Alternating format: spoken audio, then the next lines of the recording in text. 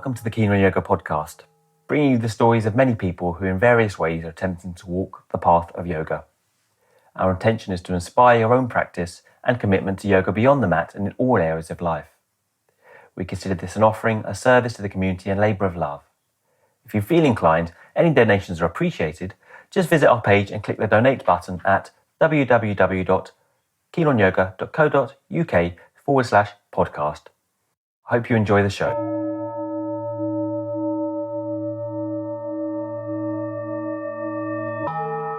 Today's guest on the Keen on Yoga podcast is Andrew Eppler. Andrew was introduced to yoga by his father when the legendary Cliff Barber came to stay at their home for 2 months. So he was introduced at, I think, about 14 to Ashtanga Yoga. Subsequently that, he's practiced for about 30 years, predominantly under the tutelage of B.N.S. Iyengar, also a student of Krishnamacharya in Mysore alongside Pattav Joyce. He trained at the same time. He's opened a studio in Oklahoma, the USA, and he's had that studio for about over 20 years now. And more recently, he's directed the film Mysore Traditions in 2016. And it was about the traditions around Krishnamacharya and the invention of the Vinyasa practice we know today, as well as interviews with B.N.S. Iyengar on his experiences there. He spent many years studying Sanskrit and philosophy in Mysore and on his own.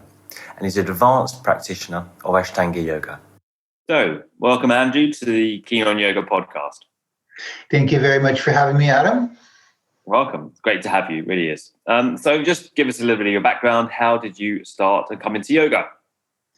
Well, I was 14, and my father invited his old friend Cliff Barber to come and stay with us for a period of time. So I was 14, and my father and I started practicing yoga together, and I really have my dad to thank for keeping me in the practice.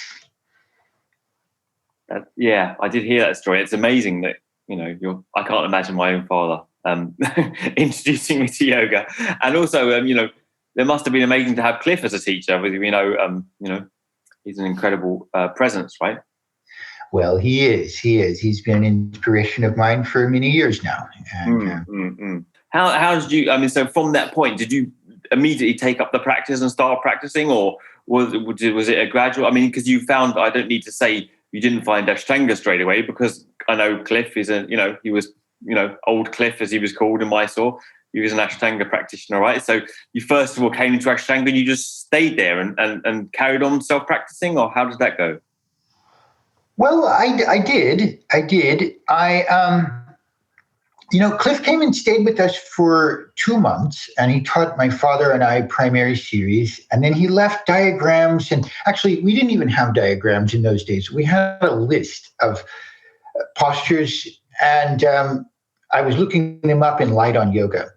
And I got a lot of them wrong. And I got to try a lot of poses that I wouldn't have normally tried in intermediate series, because I was very unfamiliar with the names and mixed lots of things up.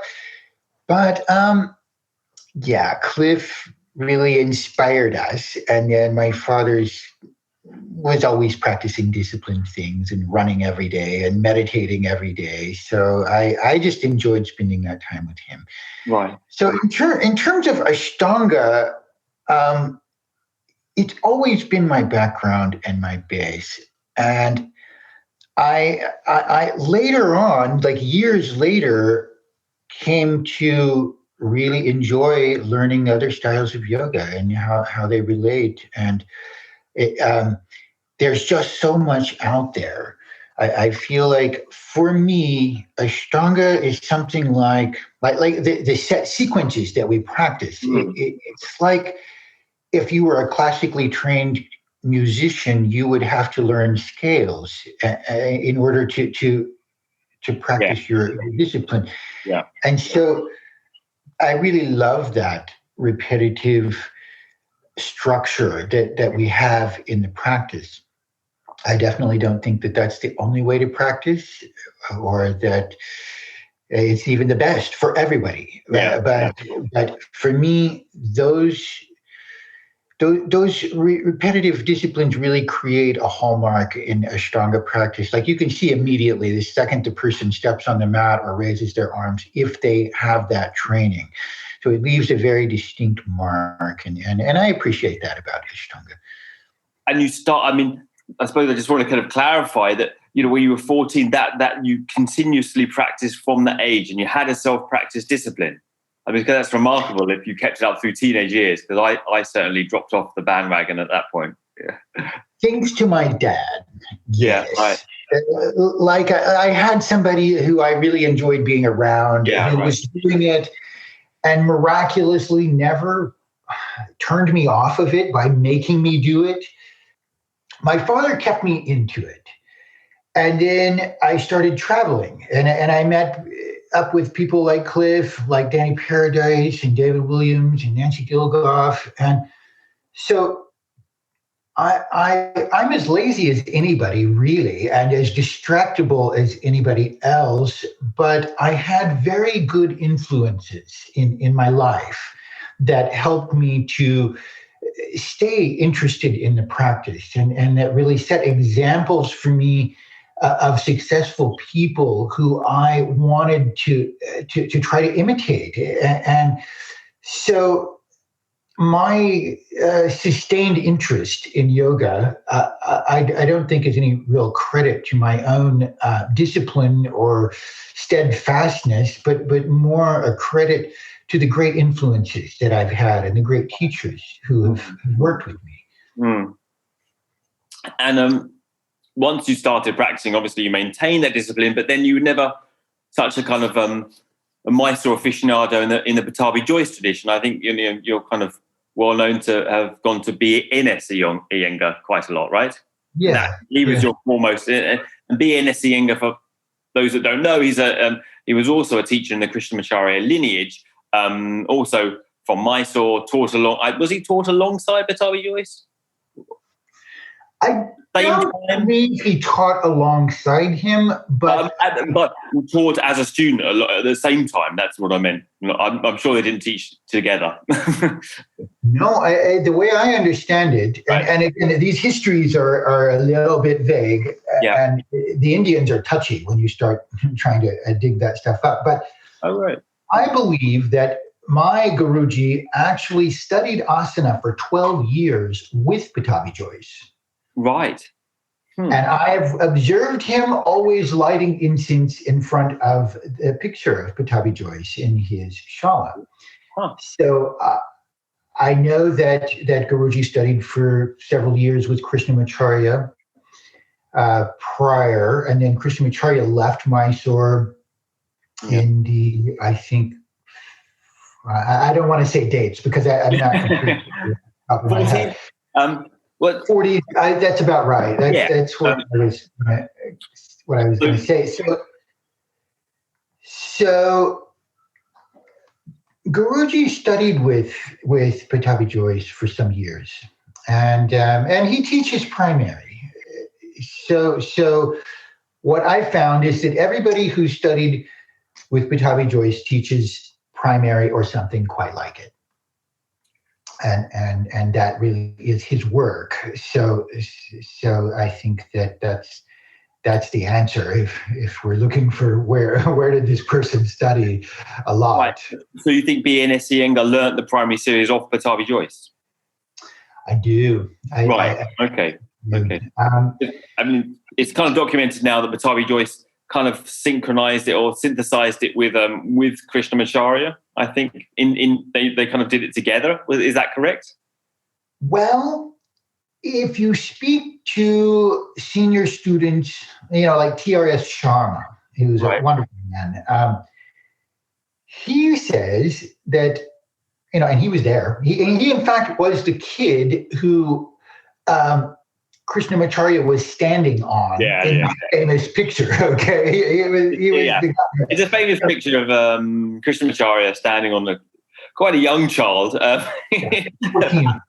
perhaps too young to be still in Kapotasana, and he's got his whole how do you call it? All his students around him. Yeah, famous picture. Right. So and T.S. Sharma says.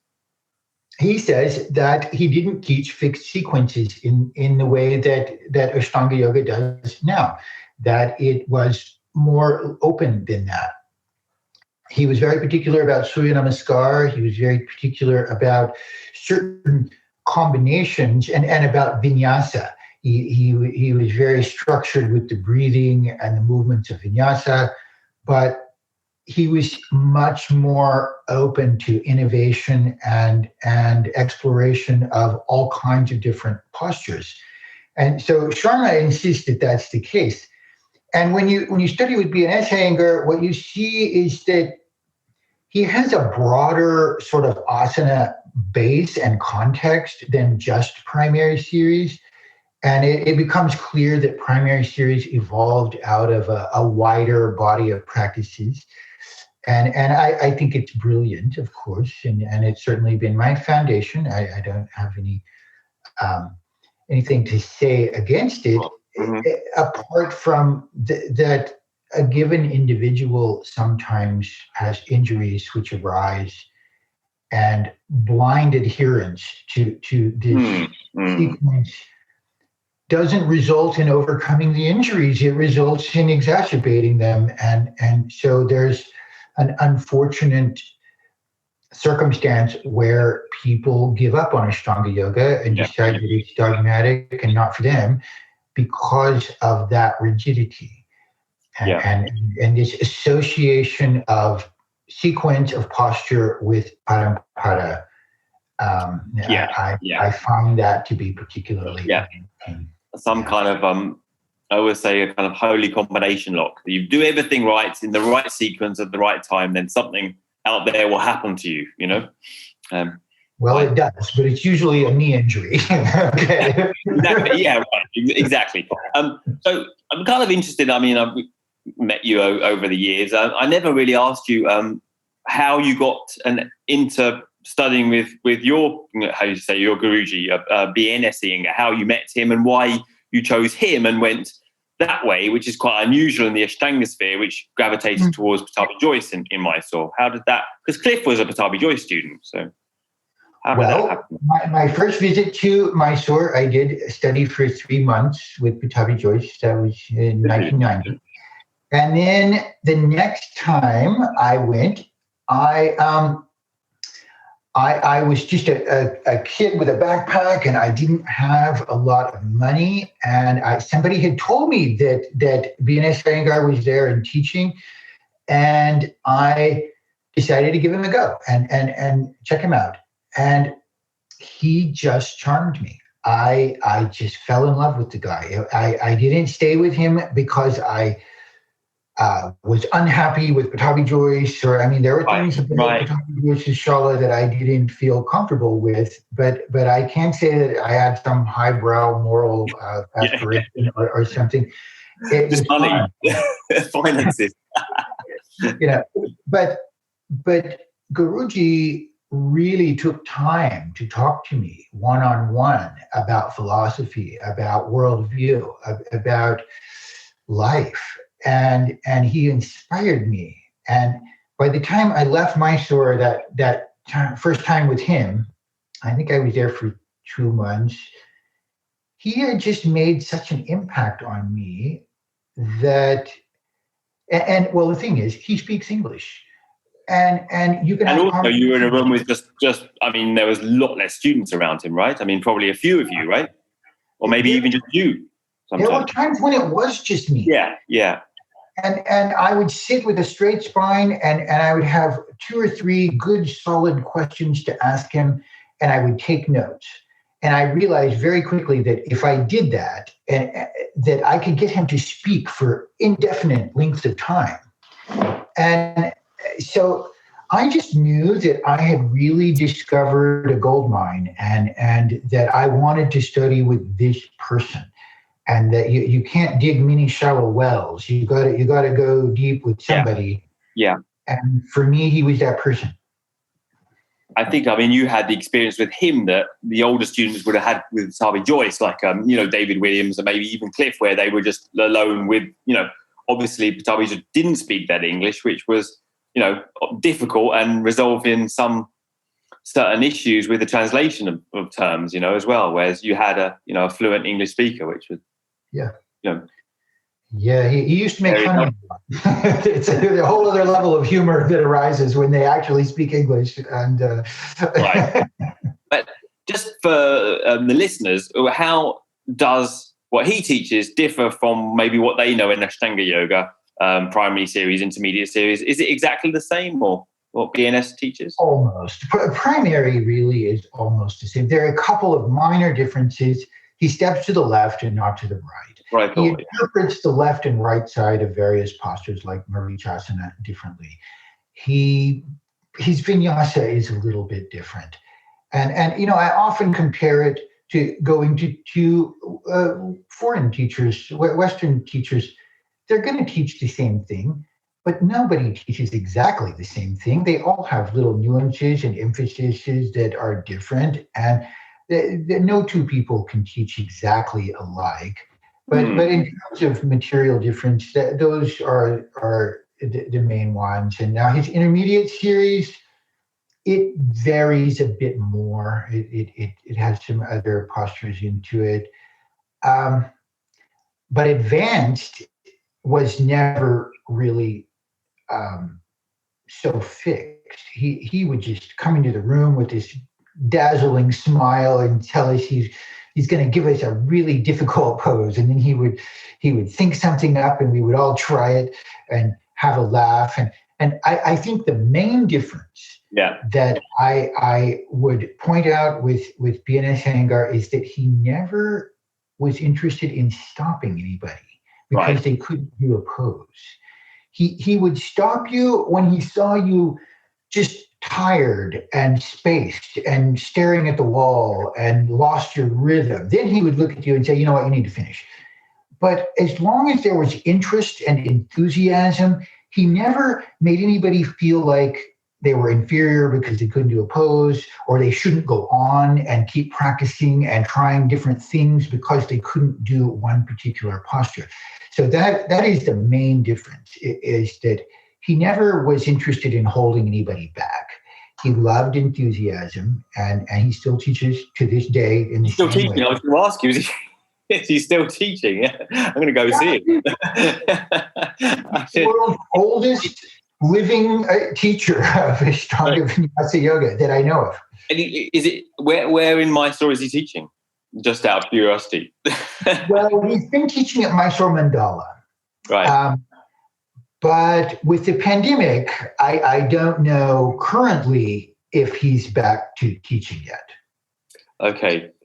On a kind of more serious note, this maybe conveys a definitely different view of tradition than and a looser view of tradition than a lot of people have inherited from the Pattav Joyce school of Mysore, right? Where you have the whole parampara that, originally the yoga, it was yoga kurunta handed down on banana leaves, and those somehow got eaten by a rat somewhere in the Calcutta library, or, latterly, it was, kind of agreed upon, or at least acknowledged that it was a synthesis between at least Pattav Joyce, or maybe in conjunction with Krishnamacharya.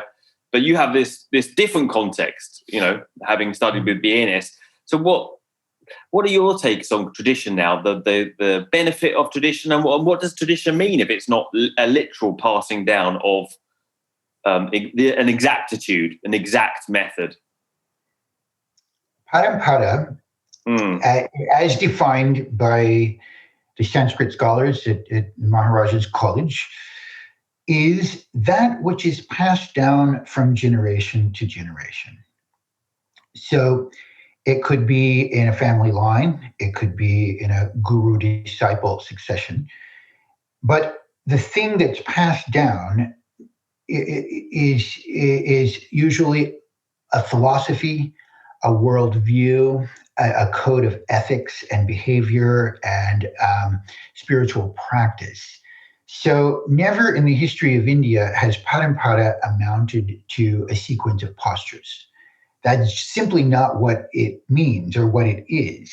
And it's a very overly literal and naive way of understanding Parampara.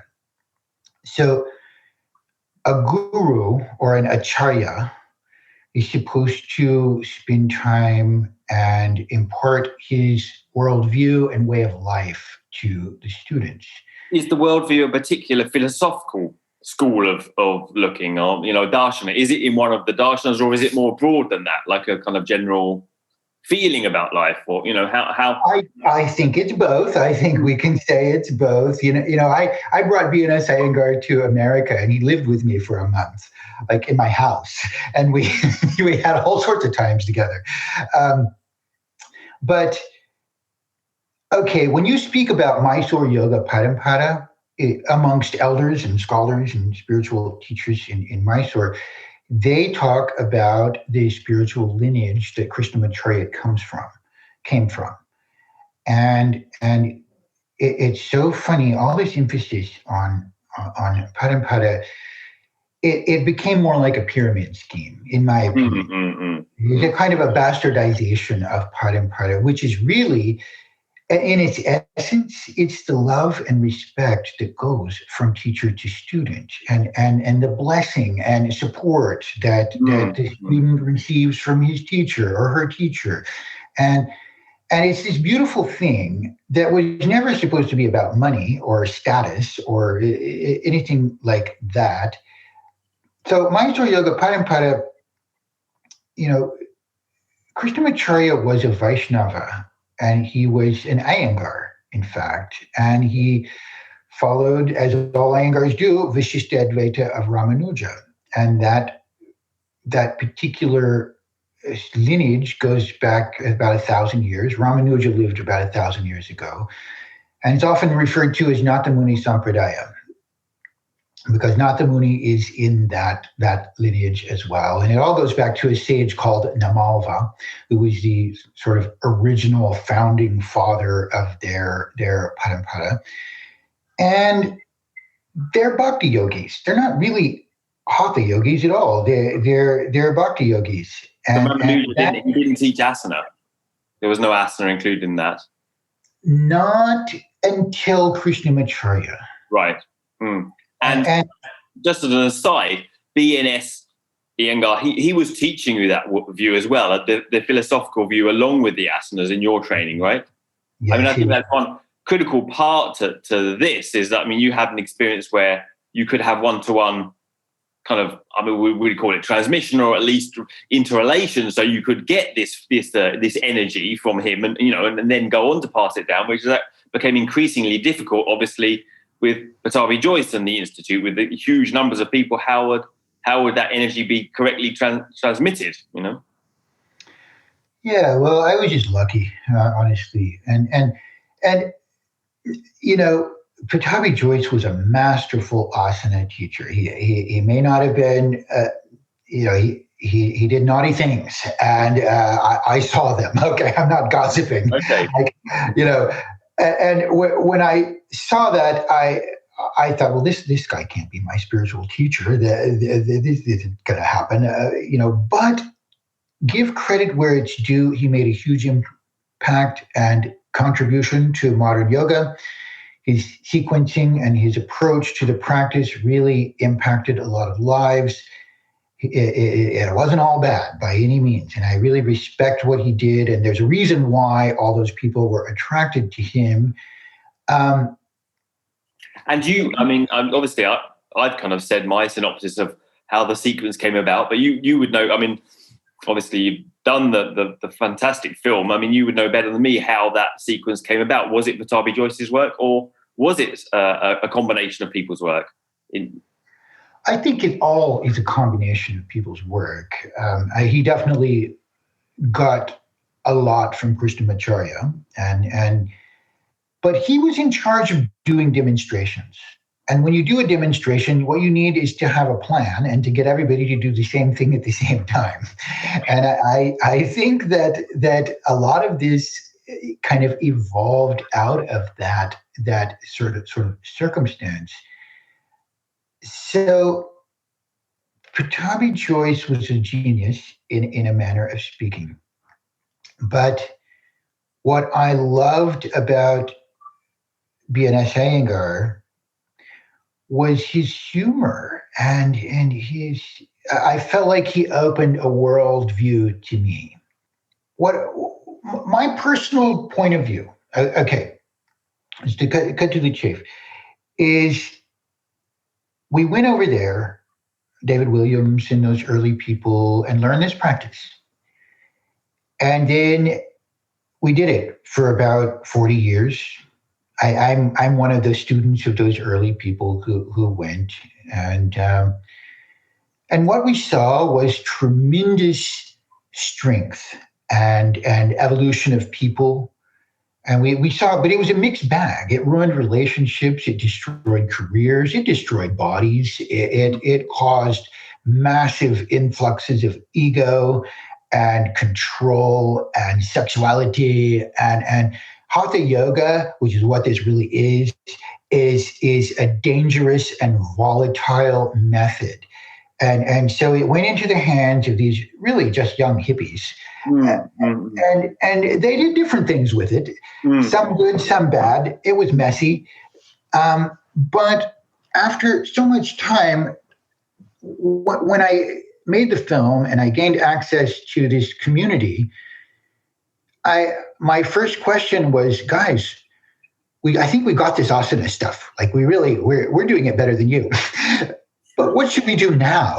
Like, what is the next step in all of this for us? And that's when they start talking about karma yoga and getting into the philosophy of yoga. And yoga isn't just whatever we want it to be. Yoga is one of 6 darshans. It's one of 6 classical Indian philosophies. It has structure and it's been that way for a long time. And, we can call it, this is my yoga, Andrew's yoga, or Andrew's yoga view. But like there are texts about yoga. You can't really bend that around too far. You can try a bit, and we all do. But classical yoga is this beautiful way of seeing life. And the Surya Namaskar is, for me, after, all of it, a prayer that the bright good thing in me is going to win against the stuff that brings me down.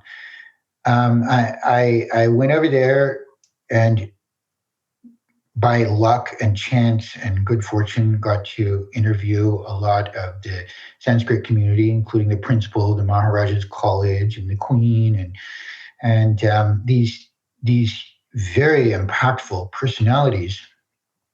And they said different things, but a lot of what they said was the same, which is just that Western people are obsessed with their bodies, and they're using asana to enjoy their senses more. And you do all this yoga, of course you can enjoy more chocolate and more sex and more anything fun and yummy, and that became the it's kind of ironic. It's ironic, isn't it, when yoga was originally formulated about sense restraint, that it's could be taken sense indulgence in the kind of opposite light. Well, yeah. Right. So, do we need to learn philosophy alongside the asana? Then, I guess that's an obvious question in the light of what you've just said. But how do you? I mean, you've been teaching many years in Oklahoma. I mean, do you impart the philosophy alongside the asana? How does that work? Because I mean, not many students necessarily would sign up for that if I started giving them as much philosophy as I did postures. No, they don't. They're not interested in it, actually. So, exercise is great, and asana is great. How long can we teach these sets of sequences? But I try to give people what they like and what they want. Come in, inhale, exhale, do this, leave, feel better. And but asana is a fantastic gateway drug. It just is. And it alters our perception of life to such an extent. We've all had that experience where we, went into class feeling kind of blah and not necessarily so great. And we left just feeling on cloud 9. and it lifts us up and it gives us this beautiful experience. And it's so different from when before you did it to after you did it that we question, well, gosh, my perception of life obviously just changed. Life didn't change. It was my perception of it which changed. And if it can be that radical of a shift, shouldn't I look into this more? And that starts the whole ball rolling. So what I try to do is to infuse philosophy into the teachings and not bore people. And I don't always succeed, mind you. I sometimes say more than I should, and I think a lot of teachers how do you infuse it in? Because I mean, I suppose as you mentioned, the question comes to my mind in teaching as well is like, well, you've got this quite potent tool, but as you previously said, I mean, it was in the hands of people, and well, it's like putting a race car in the hand. It could be, it can be a great tool, but it can, you can really do a lot of damage with it, right? And getting more confident, getting stronger, getting more energetic in the body. It's like, giving someone enough rope to hang themselves in a way, isn't it? Well, they did. well, yes, right, literally or metaphorically. So, how do we, I mean, as an open question, how does one encompass or contextualize the asana so it's taken in the right spirit? Because obviously one's feeling great, or you can do what you want with that feeling, right? Absolutely. Well, for me, in my humble understanding, Sankhya is the other side of the coin from yoga. Sankhya is the philosophy of yoga, and yoga is the practical application of Sankhya. So in Sankhya, of course, there's Prakriti and Purusa. And as you probably know, Prakriti is made of the 5 elements, and the 5 elements correspond to the 5 senses.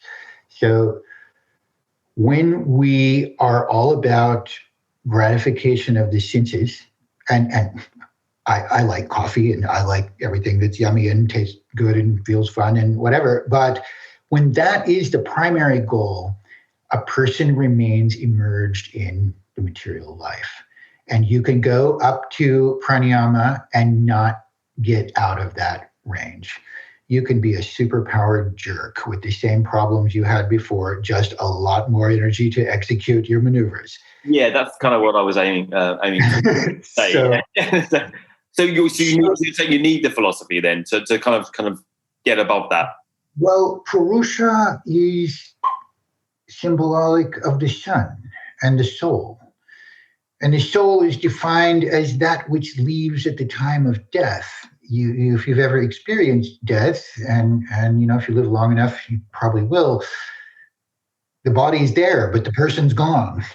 And you have to ask yourself, what is that? And where did it go? And what this is a fundamental human question that everybody who's ever lived has encountered. And so that is Purusa. And identification with Purusa instead of Prakriti and discrimination between the two is classical textbook yoga. And we can't really slide around that one. And you can try and you can ignore it. You can just do your postures and your breathing and whatever. But sooner or later, the pain of life comes in, and how we deal with it is a question. So the Abhyasa Vairagya ideas from the Bhagavad Gita, the idea of Sthita Prajna, this stable awareness, all this stuff, it comes to the forefront. And Patanjali actually is teaching self-realization. This is what all of the Vishishtadvaita people say. So before you can realize something beyond the self, you have to get into self-realization. Bhakti for them actually happens after self-realization. Up until then, you can chant Hare Krishna. You can practice bhakti yoga and get a harmonium or whatever, but until you get to self-realization and really fall in love with the self, how are you going to You don't really mean it. Yeah. Love the universe as a whole, or God, or go into deeper elements. So can you practice yoga without philosophy? Yeah, of course. How does the asana relate to developing something more? How does the asana fit into this schemata? I think between developing discrimination between Purusa and Prakriti, matter and soul. Well, Asana is concerned with opening the energy channels of the body. That's what it does, and it affords these energetic experiences that we all have. You have a good practice and you lie down in Shavasana, and you just feel all this energy coursing through your body. It's not ordinary laying around. It's this exquisite experience, and slowly you go from Annamaya Kosha to Pranamaya Kosha, and you start to experience this energy. And that is Purusa. It's the elements of Purusa become obvious to you. And before you've experienced it, you can talk about it. It just doesn't make any sense. And after you've experienced it, it's a very obvious thing. So I don't think we can skip asana. This is another question. Some people feel like asana is just for arrogant youngsters, and it's just a waste of time, and it makes you attached to your body and foolish. And I don't agree. I love asana, and I always will, and I'm going to practice it as long as my physical body will permit. But in 100 years, neither you or I are going to be doing this asana, okay? Like at some point. Yeah. And if our success in yoga is completely tied with tangible physical abilities that we can demonstrate to other people, what we end up with is a bitter, sad experience of yoga. Because your personal identity and your self-worth and your whole effort in yoga is then attached to a physical shape and an ability that you have and that you can take a picture of and post on Instagram and demonstrate to other people. And the moment that you can't, your whole effort is in jeopardy and your ego is shattered. Mm-hmm. And, I've been through some horrendous periods of injury. In fact, when I met you, I was in one of them. And so what matters most to me is stability of mind and quality of my day-to-day life. And how I'm responding and what am I able to give to the people around me? Am I giving them like arrogance and distance and separation? Am I angry or uncomfortable that I can't do my postures as well as I could the day before? Am I really present and there for them? And, some of my best and most profound teachers are my children, because this is a relationship of unconditional love, and their pure young minds are very clear in a way, and so raising my children has been like a second childhood for me. And I learned so much through that. So yoga is about relations and finding this bright, beautiful thing inside of us that's always been there. You can call it a soul. You can call it Jesus Christ in your heart. You can call it your higher self or whatever it is. But finding that and merging with it and staying in that bright, good place. And then yoga for me means all the practices and disciplines and behaviors and ideas that help you to do that. Mm-hmm. And we all get knocked down and we all, life is super tricky. But yoga provides tools to navigate the difficulties that life brings. And that's what's so important to me And the elders in Mysore really speak to that. And like, I feel like we got this Ashtanga yoga in this primary series, and it was like one of the crumbs that fell from the table. Because also they weren't doing that. I mean, most of the people that you would have talked to weren't even necessarily doing hatha yoga, right? You know what? A lot of them did. They did, right? Okay. Not 200 years ago, but now, I mean, asana started in the 1930s in Mysore. Mm-hmm. And so a lot of the people who are elders and teachers now, they did do asana when they were young. And they love it. And they're proud of this asana culture that came from their community. And so, like, for instance, Bashir Iyengar, he's the principal of the Maharaja's College. He's not now, but he was when we made this. Right. He was in Guruji's asana class when he was 10. Right. Like a lot of these, because it's in the culture of Mysore, a lot of the Sanskrit scholars did asanas when they were young, and some of them keep it up. And so it's in the culture now. And you can say that Vishishta Advaita of Ramanuja does not have a huge asana emphasis. It's not even really concerned with it. But the culture in Mysore is very much exposed to asana practice. It is. And I think and that's an interesting thing what you said is a lot of them did it when they were young. And then that's what I found that, it's like, oh, yes, I did that, in my youth, like when I had the energy and the inclination to do that. And it's kind of like functions as a starter motor to kind of, as it did with me and probably you, right? Like, like we're, both physical guys and, or women. And, when you're young, that's your attraction, isn't it? Get out, do something energetic that you can progress with, that you can make, it's great, and it, and it definitely kept me, on the straight and narrow a bit, which is good as well, right? Like to function, a bit of concentration, a bit of a sensible lifestyle. And yeah, like when you're lying down at the end, you do start to try and be the best sense of yourself rather than just be not. Well, exactly. Right? At a point, my question in this kind of ramble is, at a point, isn't that starter motor perhaps exhausted? And then what are we doing? Are we just entering, in keeping on practicing? Do you need to keep on practicing? And that's right. Yes, you do.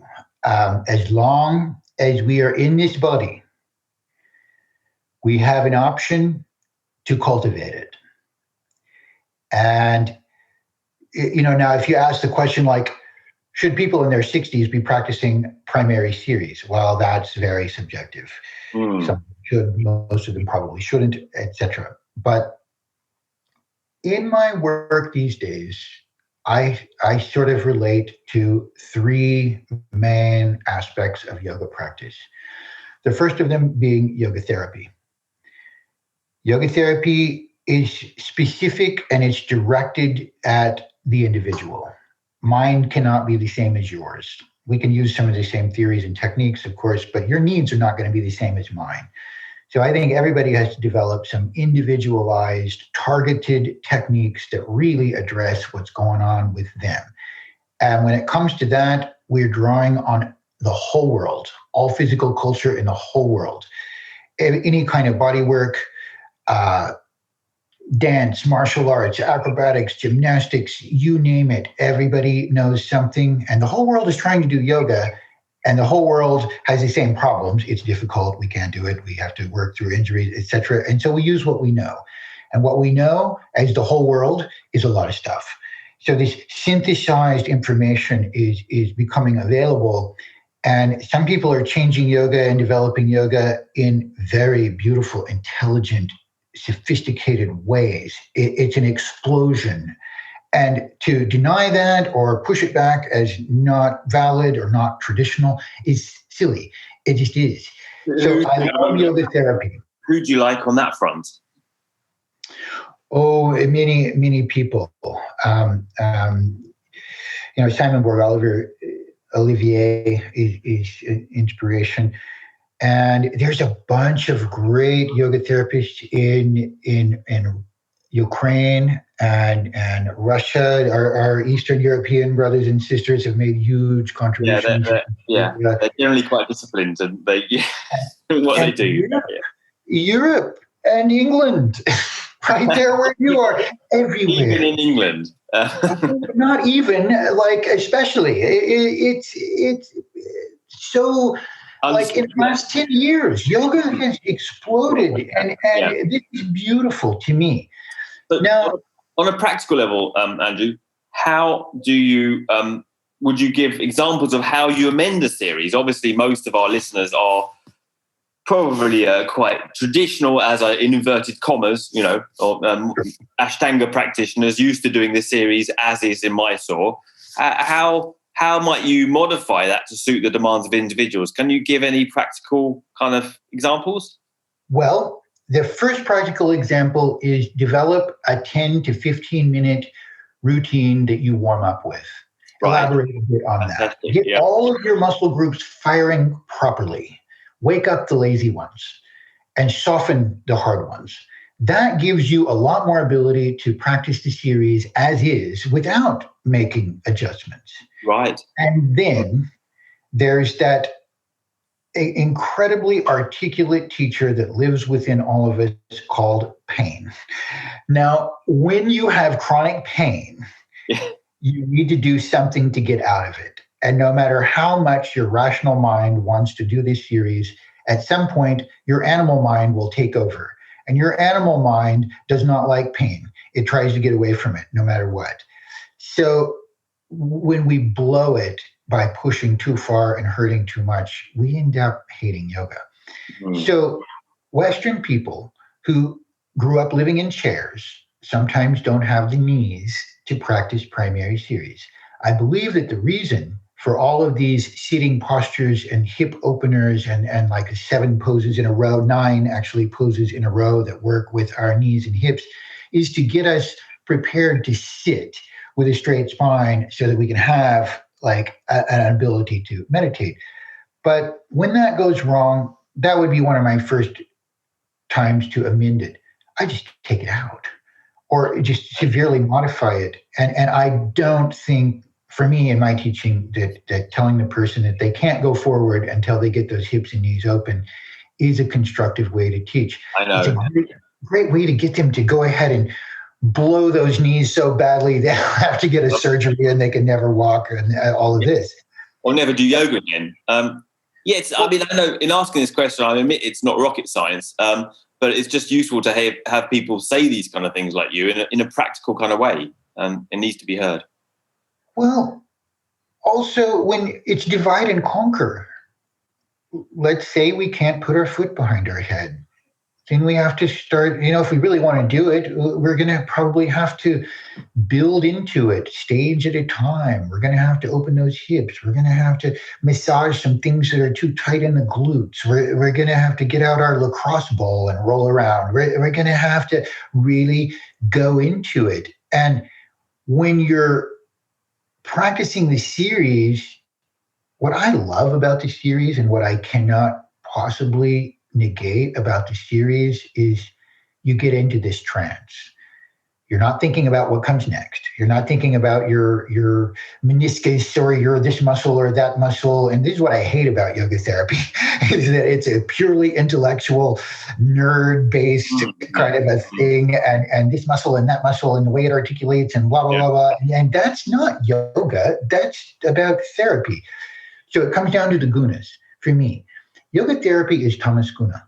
It's working with the primal, basic clay of the body. Rajaguna is asana. And you move, you breathe, you sweat. You stop thinking about all that crap and get into the groove. And if something is screwing up your groove, just stop it and keep grooving. And eventually, like a lot of the things that were stopping you will go away. Mostly it's when our emotional body releases and we let go of old thinking patterns that were holding us back, then miraculously those knees open up. It might be a talk with your mother that finally opens your knees, but it's not always so straightforward. Yeah. What it strikes me in what you were saying about, getting out the lacrosse ball and massaging and, doing all this stuff in order to, divide and conquer and get the leg behind the head finally. And, when I work and encourage or enable people to do this myself. But sometimes I even question, are we spending too much time in trying to or body fixating on trying to do something where asana was for stability and general kind of comfort and ease in the body? What is the reason for advanced asanas? What's the reason for advanced asanas, for the leg behind the head, for making advancement in the series? Are we overfixating? Are we going down the wrong line here, in your opinion? In many circumstances, probably yes. But I love leg behind the head, and I like to do handstands, and You're very good at it. I enjoy those things, and as long as I'm able to, I will continue to do them. But the main difference is that I'm not dying to get to the next pose anymore.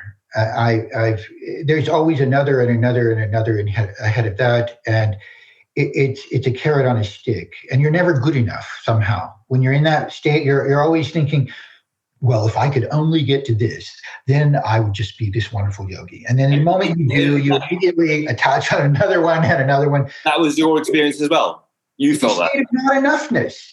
And so, like, at what start do you start to practice santosha and just say, I am enough. I'm wonderful like I am. I have within me this beautiful world, and I can do so much. And I should be grateful for what I can do and quit worrying about what I can't do and get on with life.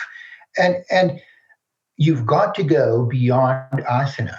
If you stop in Rajaguna with all of this jumping around doing posture stuff, you miss sattva, which is where you go into trance and meditation, and you start exploring, who am I and why am I doing all this? And was there a shift in your practice then? I mean, you always struck me as such a humble kind of guy. I didn't imagine you chasing postures and identifying with your physical ability.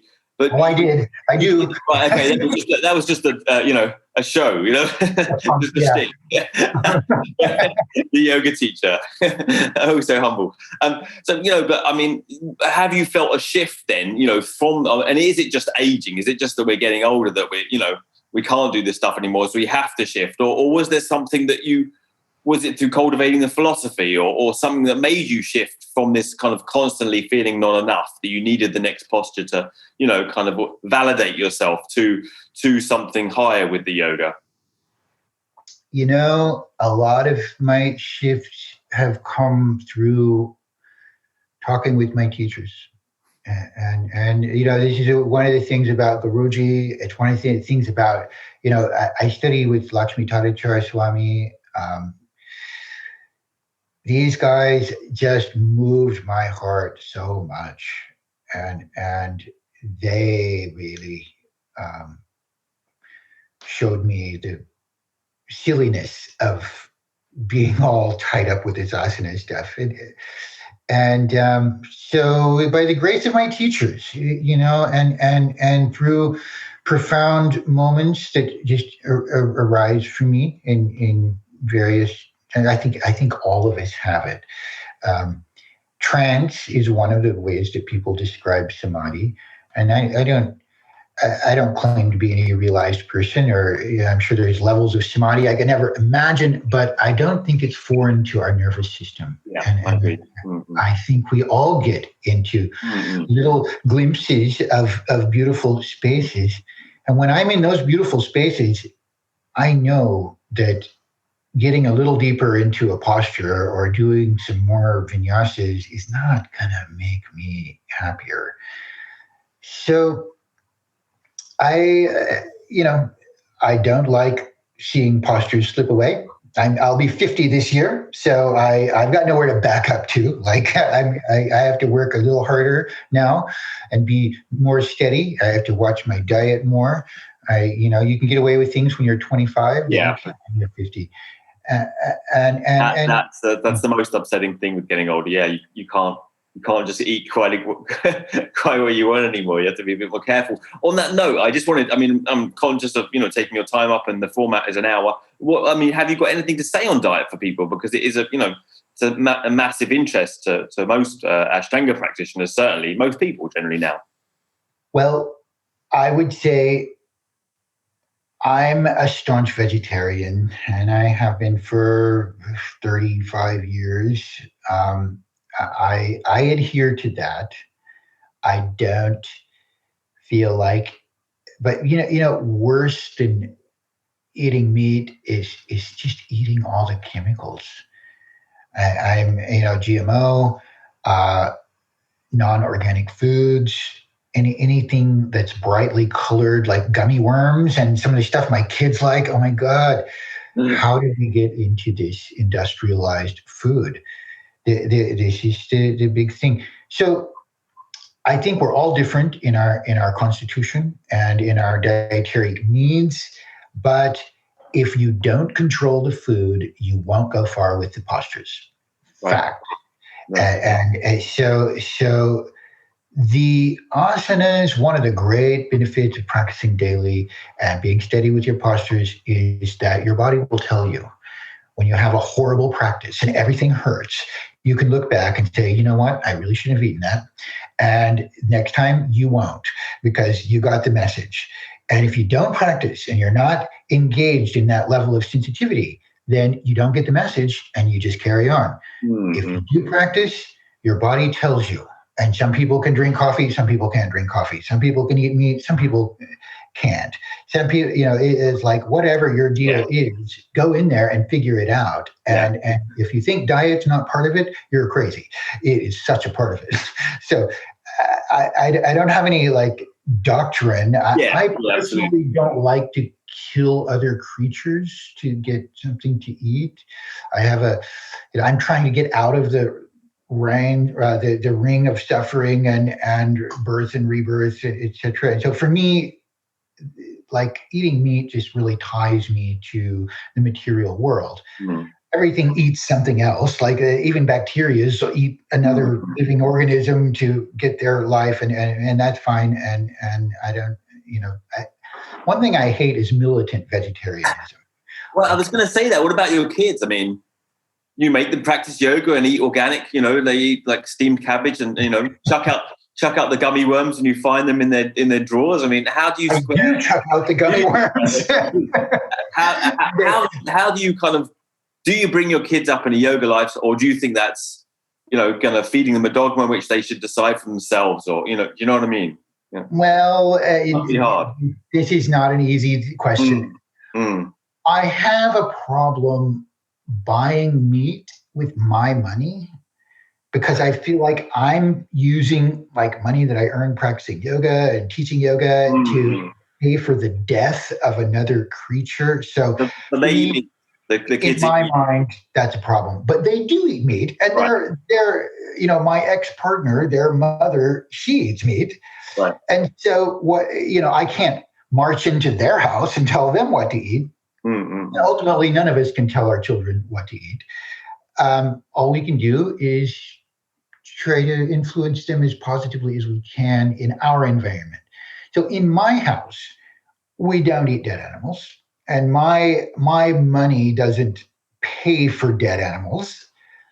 But are there dead animals in the world? Well, of course there are. And are other people going to eat them? Well, of course they are. And I'm not going to bother myself. And I don't want my kids to feel like I judged them or made them to feel bad about engaging in these habits that are very common in our culture. So I think there's a place for just showing kindness. Yeah. Well, I mean, was it your dad that got you into vegetarianism? It was really Cliff. Right. We all ate meat when he came. And by the time he left, we weren't eating it. I mean, can you say anything about Cliff for people? Because Cliff is a kind of mythological figure. I mean, he's old now, right? He's still alive, and he lives as a hermit. I've met him. I mean, we didn't meet in Crete, but I know you do go down to Brevelli and see Cliff. Sure. And he lives in a small little a kind of area on an estuary that flows in from the sea in Crete, in the south of Crete, and he's lived there outside pretty much all year, right? For but many years. Yeah. He has a Kaliva, and he has a little hut that he goes in the wintertime, and rebuilt it recently.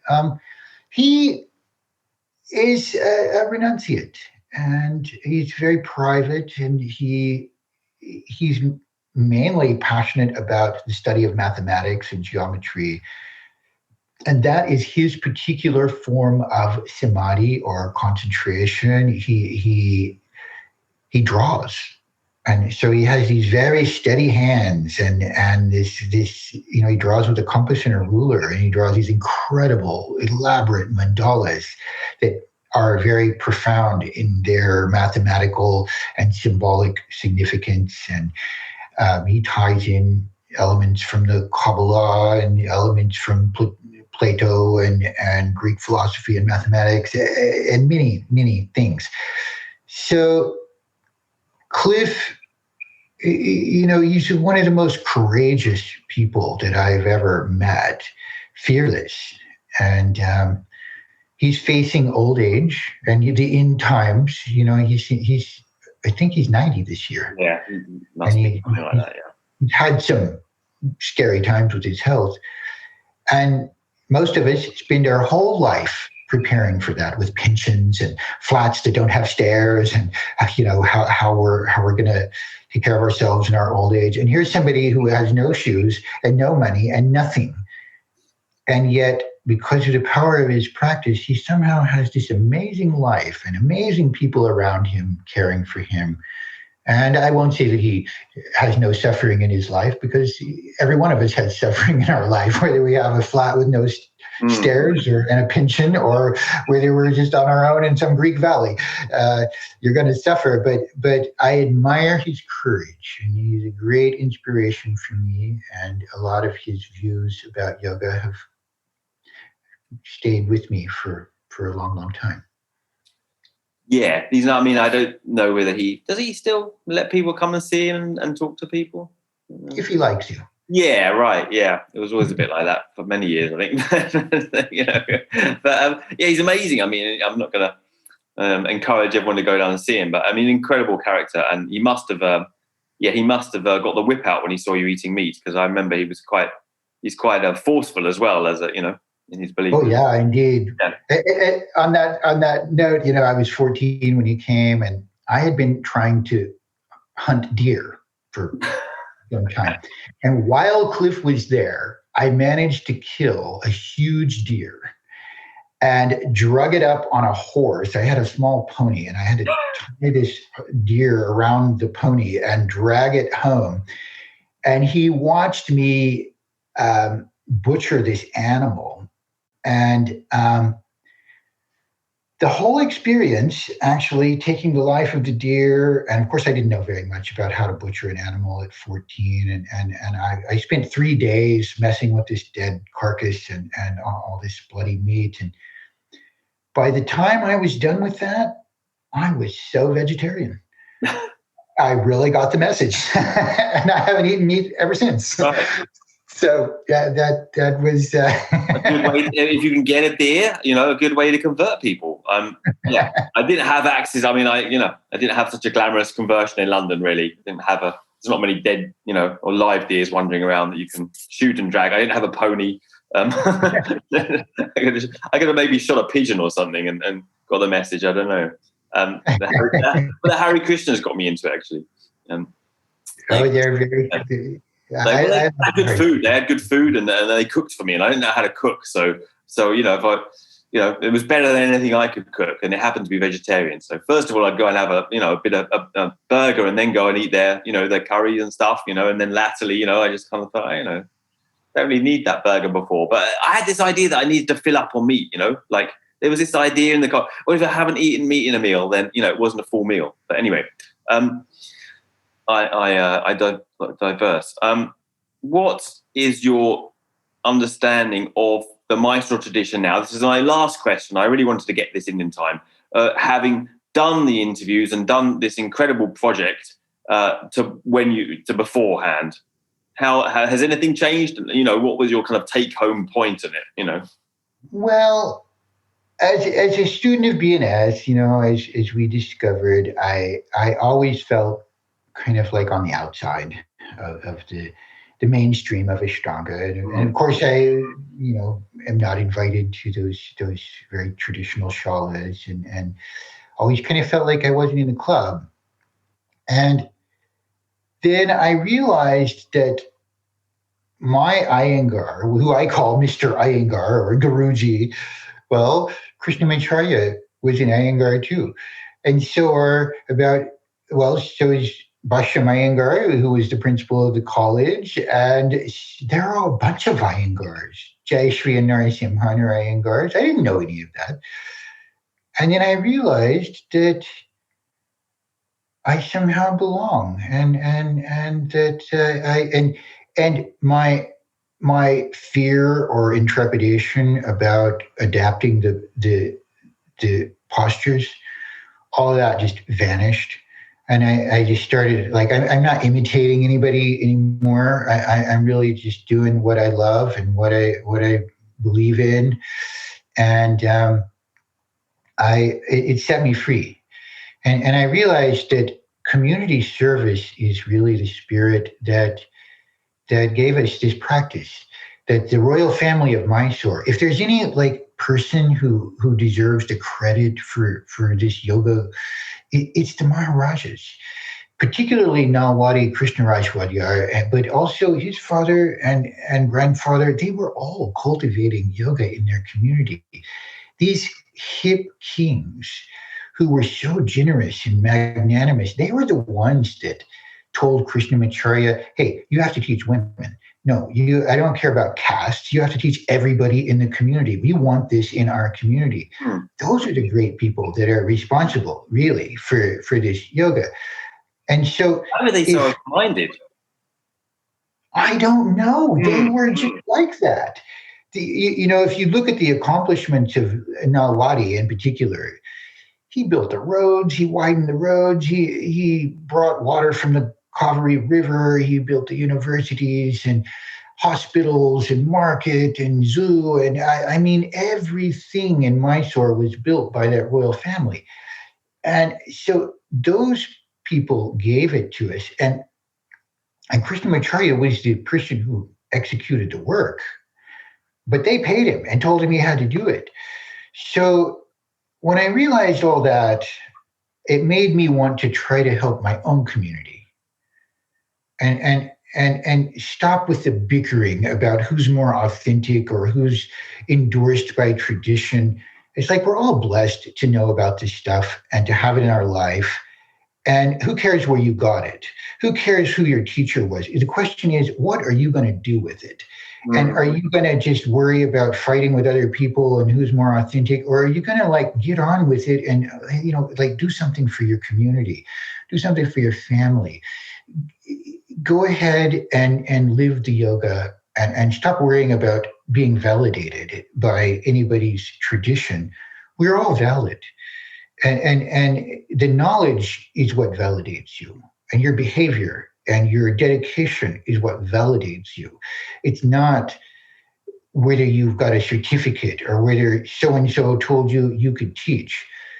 Teachers become teachers, in my opinion, when they've taught long enough and well enough that their students start referring to them as their teacher. And then maybe you're kind of a teacher, but in reality, we're all students. We're all just students, and some of us have been doing it longer. We can help those who have less experience. But if you stop learning, you're not really teaching. You're frozen, and it's an evolving, lifelong, beautiful journey. This yoga. So making the film and then the ongoing lessons, because I just asked to be taught, and I want to know the worldview of the culture that gave me these postures. And because of my own history, all I've done is yoga my whole life. It's been the most beautiful gift. I want to share that. I don't have anything more precious than that to share with the world. So that's why I became a yoga teacher. And so learning more about the community of Mysore and the kinds of philosophies and views and how they see yoga really opened my eyes and my heart and helped me to just relax about a lot of the silly things that we argue about and get on with it. Yeah. I mean, to say it's kind of contextualization doesn't do it enough of a service, rather than to say it's like a developing perspective, a wider and wider perspective, right? And having that experience that you did was well, incredibly fortunate as well, right? To see. Yeah, and I want to mention my Mysore archives because I've done 2 conferences now. Mysore Yoga Traditions conference is every year in January, March. This year will be in January. Last year was February, March. This year is online, by the way, so It's accessible to more people. And then I've created an archive, including those original interviews that we made Mysore Traditions from, and we're putting together all the talks that have been given in the conferences. And I feel like if anybody's really curious about this Mysore culture and where this practice came from, listening to all that will give you the perspective that I've had. Right.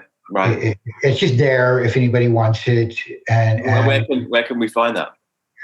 It's on our website, ashtangayagastudio.com. Just look for the Mysore archive, and you get a 3-day free trial. If you don't like it, you can always cancel. So, all right.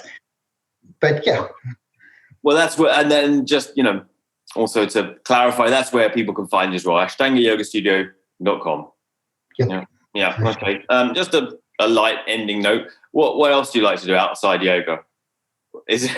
I like to garden. I like to do construction. I grew up with carpentry, so I'm building a shala out here in the country, on my family's land, and I like to play music and go for walks with my wife in the forest, and just very ordinary stuff. Play with my kids. I'm really no different than anyone else. I think we all need outlets, and of course, I'm still practicing magic. And yeah, you're doing the magic still. I remember your magic. Yeah, I was going to ask about that. Yeah, you're still doing the magic. Right.